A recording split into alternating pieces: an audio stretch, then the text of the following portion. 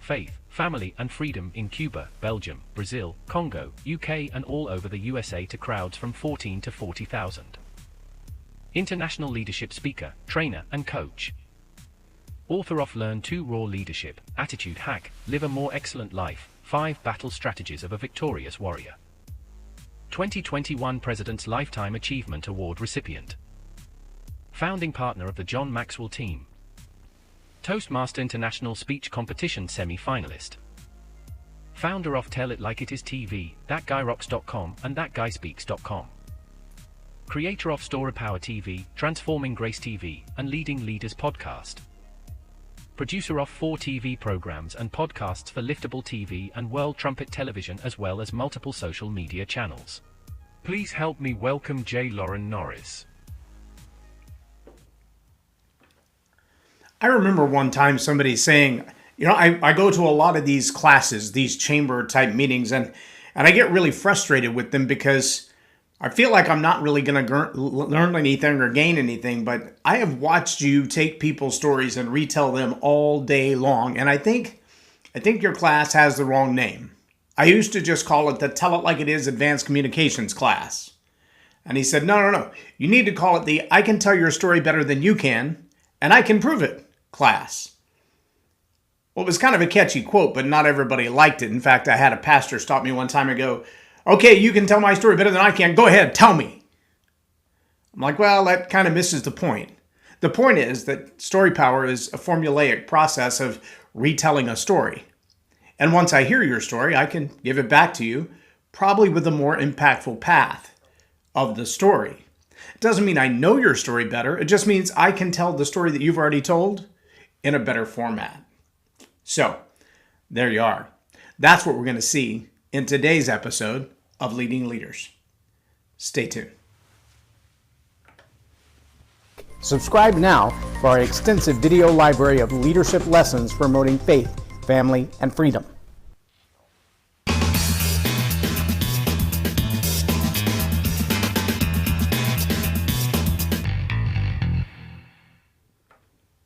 I'm J Loren Norris with Leading Leaders Podcast, and in this series of the Storypower episodes, what we're really focused on is how does the process of Storypower work?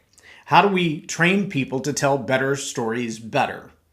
And what we're focused on Wednesdays is looking back at some of the coaching sessions that we've had. Now, next week we'll have in studio Amy Varley, who is a speaker who speaks all over the world and various events. In fact, she's coming in from Maldives, I believe, and coming back to be a part of the event. So we're really looking forward to that. But we'll have her in studio next week, and we're actually going to do a live coaching session with her and then record for another hour of conversation about what she's doing in her life as well. So catch the live if you get a chance. That will be great stuff next Wednesday, the 20th, right here on Leading Leaders Podcast, and then an hour worth of recording for Storypower TV right after that. So make sure you tune into that.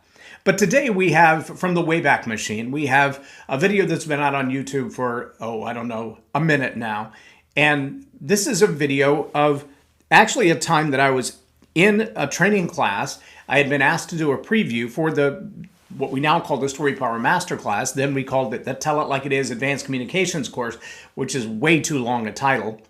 But we had a chance to do a preview with someone else where I said, look, I don't even know you. I don't even know your name. But I think if you'll tell me a story and then let me apply the formula that I use, you'll see the difference in it. So that's exactly what you're about to see. And then when the video is done, I'll come back and point out some of the coaching tips that we use in that you can apply to your own stories. Enjoy the video. I don't know anything about you. At this point, I don't even know your name. But I'll promise you that if you tell me a story, I can show you a couple of techniques using the 3 E's to make that story more powerful in building relationships that you don't have yet. You willing to take me up on that? Sure. Are you willing to be recorded? Sure. Come on up. I'm Sean. Lauren, nice to meet you. All right. So Sean, here's all I'm going to ask you to do. Somebody have a timer on their iPhone or on their watch. Karen's got a timer for me. Get me started, and when we get to 2 minutes, everybody will start clapping. This is our sign to shut up, okay? We'll get to 2 minutes, everybody just start clapping, okay? What I'm going to ask you to do is think for a moment about a point, and by a point I mean a call to action. What is it you would like me or the crowd to do, or in the most common profitable, think profitable, in the most common profitable transaction that you have on a regular basis, what is it you're asking them to do? Hire me to do your plumbing, buy this car for me, build your house through me, whatever it is. Sign up for Dynamax through me, whatever it is, okay? What would that most profitable thing be in one statement? I want you to... Give me a lot of options. What's the most profitable? Most profitable? This, of course. Dynamax? Dynamax. I want you to be a part of my team in Dynamax. Right. Okay. That's his call to action. I want you to be a part of my team in Dynamax. Okay. I don't care what story you tell me, but it has to be your story. Not something you read in a book, not something you heard on the radio, not a story from, and here's the rest of the story. Okay? It's something from Sean's life. Easy ones are when I was about 10 years old. Just think of a moment. I'm trying to tie that into a point. I don't care if you do or not, I'm going to. 10 years old, plumbing, Dynamax. It doesn't have to be about plumbing. No. Whatever happened when you were 10. Just tell us the story from when you were 10. Get my point. You don't have to do that. You don't have to worry about the point. I don't have to worry No, about. just, you got 2 minutes to tell me a story. You ready? Okay. Yep. All right. When I was probably 13 or 14, I'll use the bike situation. I had a good friend of mine who lived down the street. Actually, he wasn't a friend yet. We were riding bikes. I fell in front of my house. Got his jeans caught in the bike chain. You know, it was back when we were kids. We would take the chain guard off because that was the cool thing to do. You put cards on your bike and everything to make it flutter noise and everything. Well, he had fallen down in front of my street. You know, we had back then with the gravel was, you know, kind of just sitting there, so you would skin your knees, you would get gravel all over your hands and everything. My mother ran out, wanted to see if he was okay. He was crying. It was probably, I don't know, we were probably 12 or 13. He sat on the, you know, on our sidewalk. My mother came out, got scissors, cut his jeans up, you know, to the point where the chain came off, or his jeans got out of his chain. Asked where he lived, you know, asked for his phone number, you know, the home phone number, called. I went out there. My mother said, "Will you go out and, you know, keep him company?" Well, sat out there, kind of talked about things. He quit crying. We became best friends. We're, you know, friends up until our wedding. Even after that, he was the best man at my wedding. But I guess kind of one of the points there is that you never know what might happen in front of you. His tragedy turned into something that was positive, you know, so it just kind of helped us create that friendship. Saw my mother and, you know, taking care of somebody else, other than just ourselves. I don't think I ever rode a bike again. Or what? That's it. That's the end of the story. Yeah. Okay. How long was that? A minute 50 seconds. A minute 50. Very good. All right.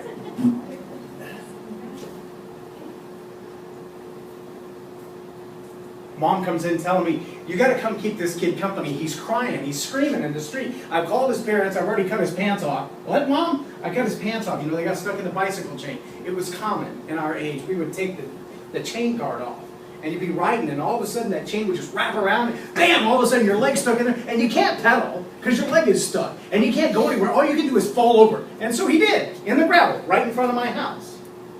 And that was years ago. And to this day, he's my friend. In fact, he was the best man at my wedding. I don't know about you, but I like having friends that I can count on. I like having people that when I'm in a tragedy, whether it was an accident or not, they come from nowhere and step up to my side. You know what else? I like being a friend like that. I like being the guy that'll come sit there in the middle of the street with you while you're waiting on your parents. Who will show up in the middle of the night, because there's no greater love than this, that a man would lay down his life for a friend, right? And I'm part of an organization called Dynamax. We provide nutrients for various purposes in life. Maybe it's more energy, maybe it's more peace. And I love to have people on my team that are going to be there in the middle of the night. They're going to come when I'm stranded on the side of the road. They're going to come cut my pants out when I need it. And if you want to be a part of that team, I'd love to talk.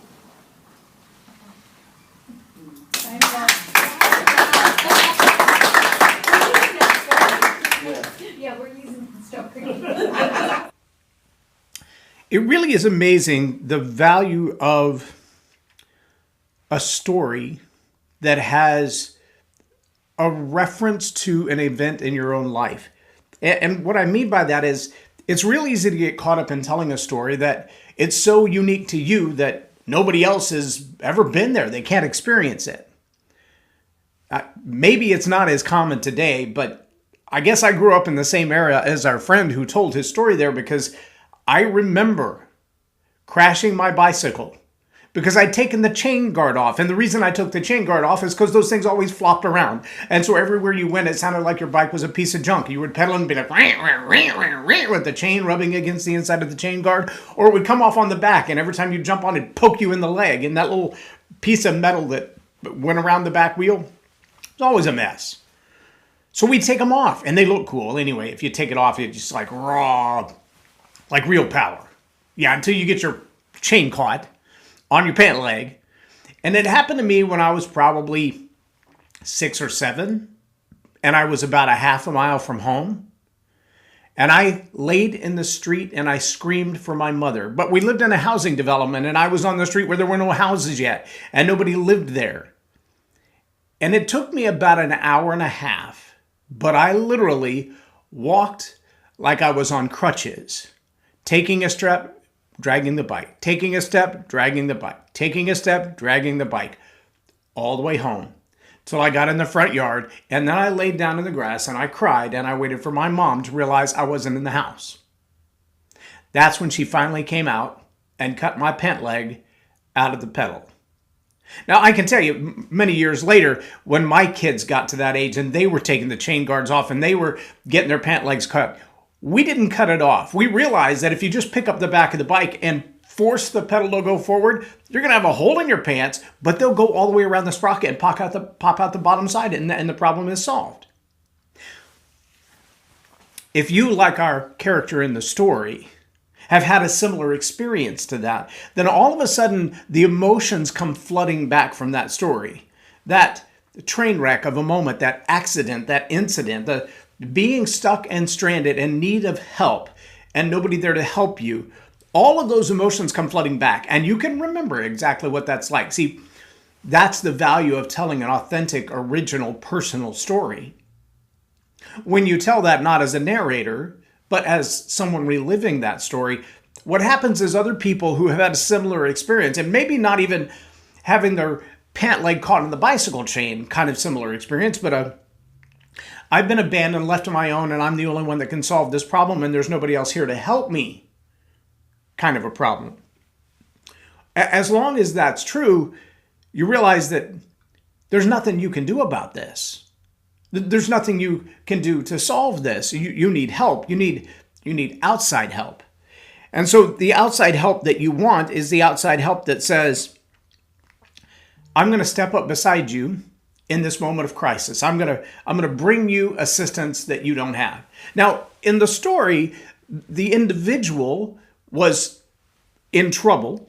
Mom came to help, and then mom called in one more person to help, and that was the actual quote-unquote hero of the story, the person telling the story. What was the end result? The end result was they became fast friends, and they became apparently lifelong friends, long enough that a couple of decades later, that was the best man at his wedding, and even today, they're still friends and they hang out together.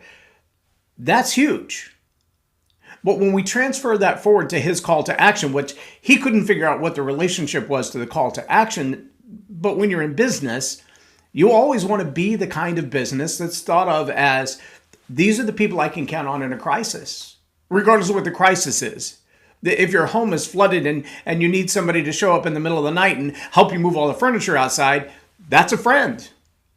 That may be their business, but that's a friend. And if they show up in the middle of the night with a wet shop vac and they suck all the water out of your house to save your carpet or save your furniture or save your family, that's a friend. Even if they're charging you for it, that's a friend. They've gone out of their way. They've gone above and beyond to help you. Everybody wants a friend like that. See, this story is not so uncommon. Neither is the call to action, the connection between the kind of person that sits on the curb with you as you cry and waits for your parents to show up is the same kind of person that shows up in the middle of the night to suck the wet carpet out of your house. It's the same kind of person that shows up when you've had a couple too many to drink with dinner. It shows up when you've had a car accident, when you've had a blowout on the side of the road. A couple of years back, my daughter texted me. She was making a trip from her home in Little Rock, Arkansas to visit family in Indiana. And along the way, she, with her 2 kids in the car, had a blowout on her SUV. Well, her SUV was a hybrid, and for whatever reason, they chose to put a battery and not a spare. And so she found herself stranded on a 2-lane road in the middle of Podunk, Arkansas, almost Missouri, and lost, trying to figure out how in the world do I get a spare on my tire when I don't have a spare, I don't have another tire, I don't even know what I'm supposed to do. And here I am in Central Texas going, sweetheart, I can't like airdrop you a tire. That's going to be a problem. So I went to social media. And we had recently been to a conference in Branson. And I knew that some of those small towns like Harrison and others right around the Arkansas-Missouri line, there were a lot of people from that conference that lived in that area. And I just threw it out there. I said, hey, my daughter is stranded on XYZ road and she's in need of help. Is there anybody who can help get a spare tire to her? Well, it took about 10 minutes and somebody chimed in and said, I happen to own a tire shop. We've got some used tires that would fit that kind of car. Let me see what I can do. Turns out he drove out there with the wrecker, picked up the kids and my daughter, took them back to his shop while he took the wheel off her car, took it back to his shop, put a brand new tire on it, then gave her a spare, drove her back to her car and set her on her way. And guess what he charged her? Nothing. Absolutely nothing. I want to have friends like that. I want to be a friend like that. Like the one whose mom comes out and cuts your pant leg out of your bicycle chain and then sets you on the curb to make sure that you can be calm until your parents get there, and then send somebody to stay with you, to be a friend for life because of this moment of calamity. Everybody wants a friend like that. Most people want to be a friend like that. And if you're in business and you take care of your clients well, then you are a friend like that. You see how easily those stories are almost identical? The circumstances are different. The situation is different. The players, the characters, the people, they're all different. But the emotional cycle of the story, in dire need, a friend comes in to help, maybe even a stranger until the moment, and now they're friends. And when they come in to do something for you, you realize the value of a stranger turned friend. And that's the way we all want to do business. I don't care what your business is. Roadside assistance, plumbing, data storage, data mining. It doesn't matter what it is. If your business is the kind of business that people can count on you to show up in the middle of the night or in the middle of a crisis and say, I'm here to help, then a story like that will serve you well. You don't have to tell somebody else's story. You've probably lived through a moment where someone stepped into your life in the middle of a crisis and went, I'm here to help. I'm not going to charge you anything. I'm not looking to get rich on this moment. I'm just here to help. And if you've ever had that moment, that rescue moment when your life was about to be a disaster and hope showed up out of nowhere, then you have the power to share that story in a format that will allow people to see you recognize the value of a friend in need. See, the Storypower method is not super complicated. Begin in the middle of the action. Know who your audience is. Tell a story that's relevant to your audience, not just relevant to you. Just because it's your story doesn't mean anybody else cares about it. But when you can look at the audience and you know what it is that you're trying to move them toward, what kind of emotions you want to evoke from them, all of that process becomes an extra step of opportunity for you to say, I realize that in this moment, we can collaborate around an event that happened in my life. Now, I'm going to tell you the story from my life, but it's going to be just like a story from your life. That's what makes it relevant to the audience. We're going to collaborate on this story. I'm going to tell it. You're going to feel it. I don't have to work real hard at that. I just have to get close enough to the emotional set of when you went through the same thing. It may be the girl who showed up at the basketball game with an extra pair of shorts because somebody forgot them. I remember a cheerleader back when I was in high school who showed up to cheer at an out-of-state tournament and forgot the bloomers part of her cheerleading outfit. Lucky for her, somebody on the other team happened to have an offset color of bloomers that would match our team just close enough to work. What kind of friend is that? What kind of stranger from the opposing team, from out of town? You've never met this person before, and now you're wearing their bloomers? Well, it's that or show your underwear. That's a friend in need, a stranger. But see, that story is not different. In the emotional cycle of everything that went through, getting your chain caught on your pants, losing the ability to pedal yourself away, and needing somebody else to come to your rescue. I forgot my bloomers 100 miles away. Yeah, you're kind of stranded too. You need help and there's nothing you can do about it. See, those stories are not different. And that really is the point of Story Power. I'm looking for a story that resonates with my audience, not just with me, but with my audience. Something that they can look at and go, I felt just like that when. That's the moment that your story becomes their story. It's not just my story, it's our story. And when it's our story, then the conclusion you want to draw them to, that call to action. If you've experienced this and you want to experience this, let me show you how. Because I've been on both sides. I've hurt like that. I've been lost like that. I've been without help like that. I've been stranded like that. I've been abandoned like that. And this is what I found was help. And that help came in the form of this product, this service, this book, this friend, this business. And I want you to take advantage of that. I want you to be blessed by that. I want your life to be better because of that. See, that's exactly what we're talking about. Story power is the ability to convey to somebody else, I've been where you've been, and I know how to get back. And if you'll trust me, I'll show you. And there are 1,000,001 applications of that. But when you tell weak stories, you don't get buy-in. When you tell stories that are not relevant to the audience, you don't get buy-in. If you don't have ownership of the story, meaning you didn't actually live through it, you just heard it vicariously through somebody else, then you don't have the real emotional connection. When you're not worried about how you make other people feel because, I'm just telling my story, it's my truth. I'm just giving my truth. There's only one truth, sorry. But the idea of telling a story that other people feel because they've been in a situation similar, and then you can give a solution to that, that's how you win. That's what Story Power is for. You've got to pick a good story. You've got to tell it well. And if you're in a place where you realize some of the stories I've told, they're weak, and I don't tell them very well, well, then you and I should work together. I have this practice called Tell Better Stories Better. You can find it at storypowercoach.com. Love to help you any way I can. I'm J Loren Norris with Leading Leaders Podcast for Tell It Like It Is TV. Have a blessed day.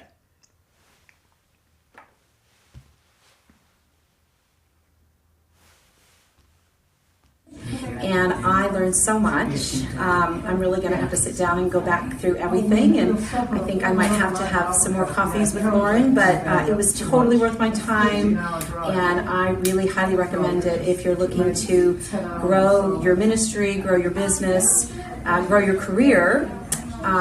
Lauren will serve you well.